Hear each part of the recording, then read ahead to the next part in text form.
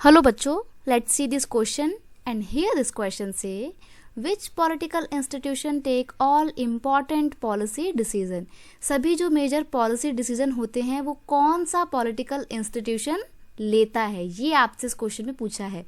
तो यहाँ पे इस क्वेश्चन का आंसर है the prime minister and the cabinet ministers take all the important policy decision. यानी कि जो प्रधानमंत्री होते हैं वो और उनकी जो कैबिनेट मिनिस्टर्स की जो पूरी बैठक होती है उसमें मेजर पॉलिसी डिसीजन लिए जाते हैं।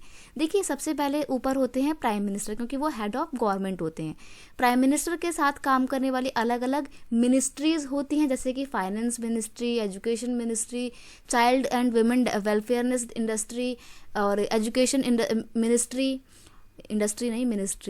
ठीक है, और rural development ministry, foreign ministry, home ministry. बहुत सारी जो इम्पॉर्टेंट मिनिस्ट्रीज होती हैं ये क्या करती हैं, प्राइम मिनिस्टर के साथ मिलकर काम करती हैं और क्या बनाती हैं, कैबिनेट बनाती हैं।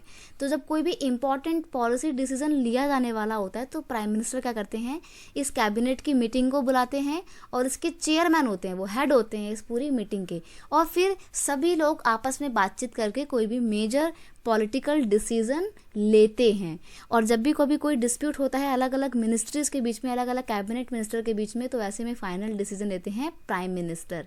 तो इस तरीके से कोई भी कंट्री में पॉलिटिकली डिसीजन लिए जाते हैं जो इम्पॉर्टेंट होते हैं। I hope you understand it well. Best of luck.